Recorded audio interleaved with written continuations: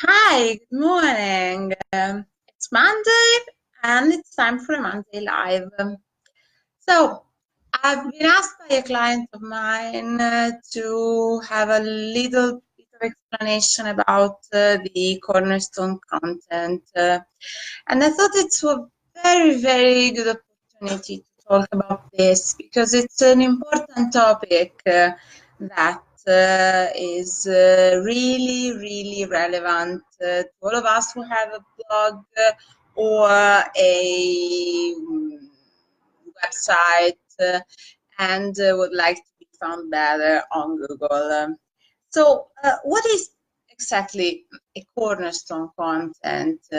This kind of word, and later I will talk about a different way of seeing it, which I like even better, and it's called pillar content. But this kind of content is basically the most important that is on your website.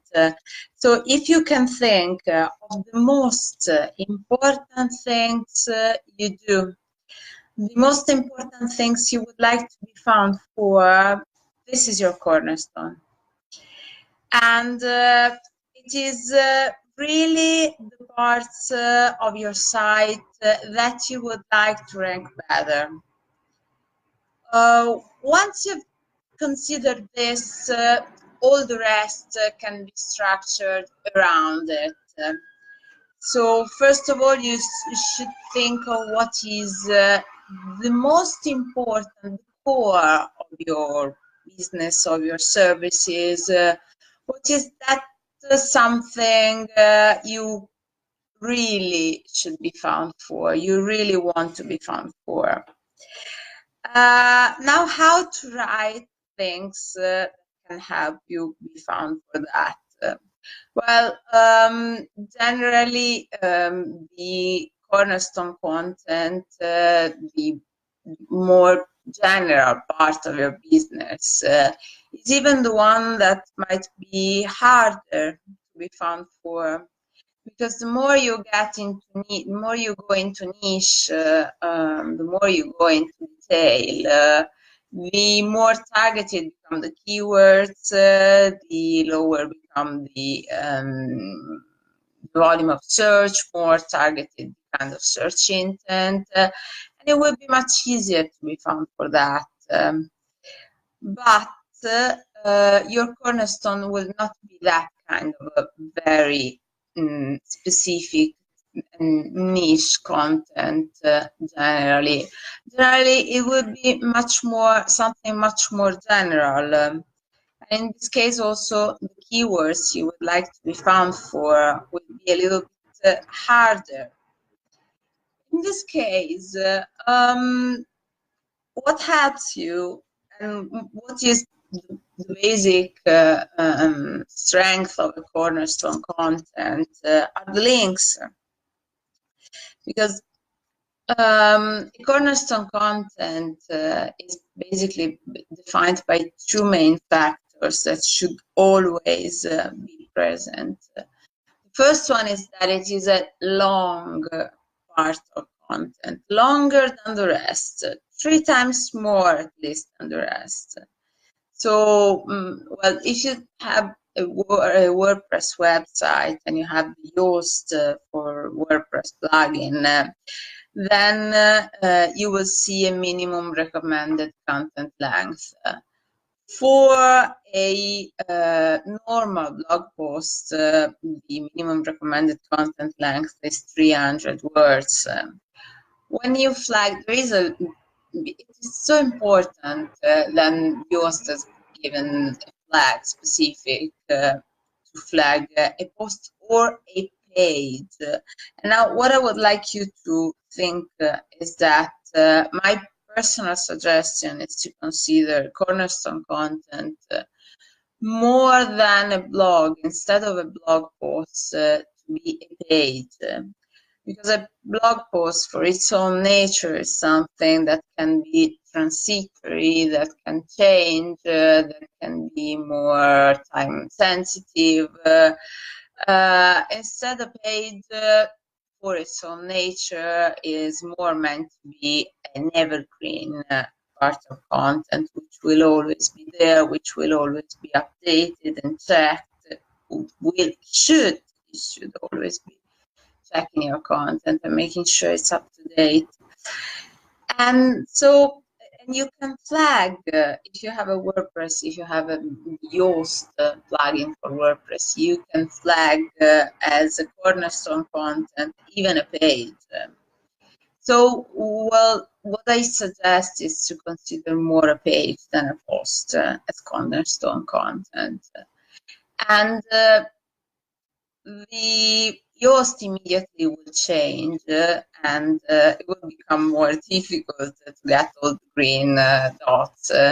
And the first thing that you might notice is changing is the content length, the minimum suggested content length. So if in the case of a normal blog post, the minimum suggested content length is 300 words, in case you select that this piece of content is a cornerstone content for you, then it will immediately become 3 times more. It will become 900 words. This is because to be better found, you need this. You need some requirements, but these are the main two, the most important. To have a longer than usual content length and a wealth of links, which means that, well, Yoast will suggest you 900 words. I generally suggest my clients that well, 1K words is the minimum content length for a normal piece of content, for a normal article, because now 300 words are not enough anymore for any kind of ranking purposes. You can't rank unless you really don't have that much competition. You do have to write more. You have to write some very informative and useful and interesting piece of content, because now there is a lot of things going on the web. Anything you want to write for, it's already existing. So if you want to stand a chance for ranking better than the others, because that's what it's all about in the end, it's to be found better than the others, to rank higher than them. So if you want to stand a chance to compete, you need to write more, you need to be better than them. And so if you consider like 1K word, 1,000 words as the bare minimum for a normal blog post, now we are talking about a big piece of content. And how can you make it so that it's not boring?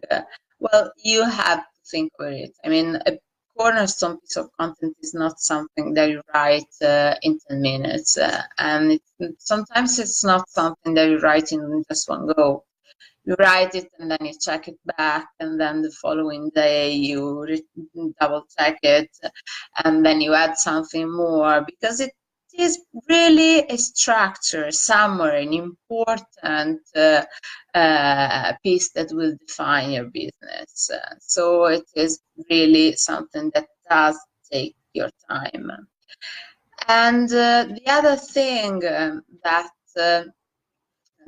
you will have to take into consideration when you make a cornerstone piece of content is links, because what differentiates it from any other piece of content is that basically every other article, post, piece of content you write which has some connection to it needs to be linked to it. So there must be a lot of links all going to the center, and your center is your cornerstone content. So you will have, and this is the other way which I like more to define cornerstone content, as a pillar content. There is a type of content creation which provides hub content or some content which is organized, structured into topic clusters. So you will have this topic cluster. At the very center of it, you will have your cornerstone content or pillar content, if you want to call it. All around it, you will expand this by checking more in depth. So always the center, call it a pillar content or a cornerstone content, it will be the more general overview. And then around this main hub of content for that given topic, you will expand creating posts which go and explore what happens if I talk about this central content but refer to something a little more niche. So you will expand from the center, you will branch out in all directions. And that is how you can consider a topic cluster to be built. So this center of information will be linked from all the single ones, and all the single ones will be interlinked through this central one. It's like a hub which connects all the others in the middle. What happens is that the strength of this SEO configuration is done by the number of links.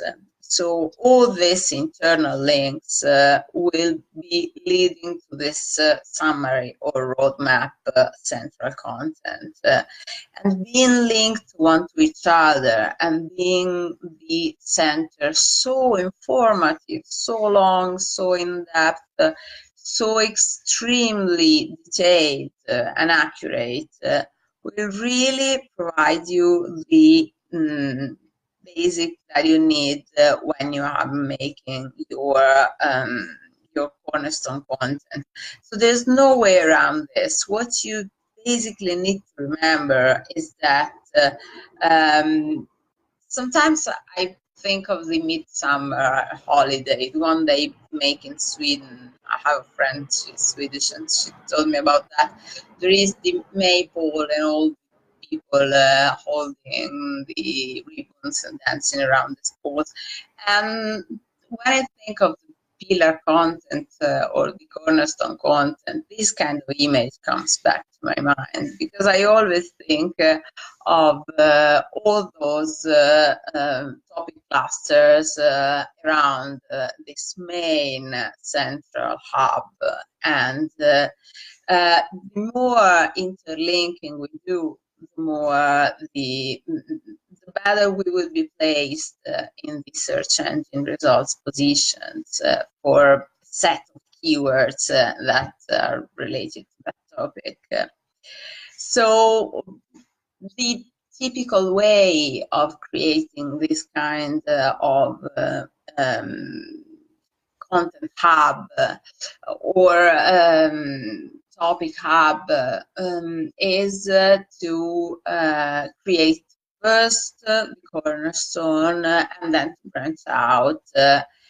And you will always have your core topics with the highest volume of search and the highest keyword difficulty, and all the lateral and niche definitions will be easier to be achieved, but they will all link back to the central, internally to the center of this topic cluster. So I hope this was useful. I hope now you have an inspiration. These are summer holidays, so you can use your holidays for thinking of what is your core.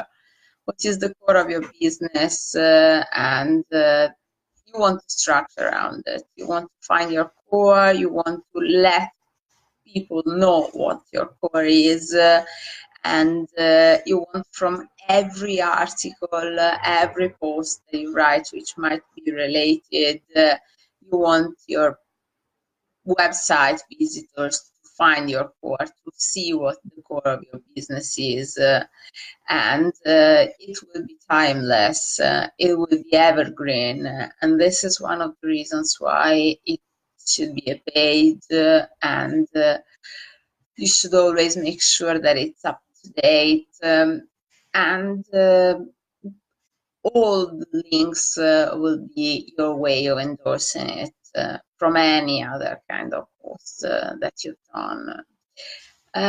So use your holidays wisely. Think of your content, produce content, keep writing or voice typing or dictating, however you like. Keep thinking of what your users need, make them happy is your content strategy, as one of my mottos.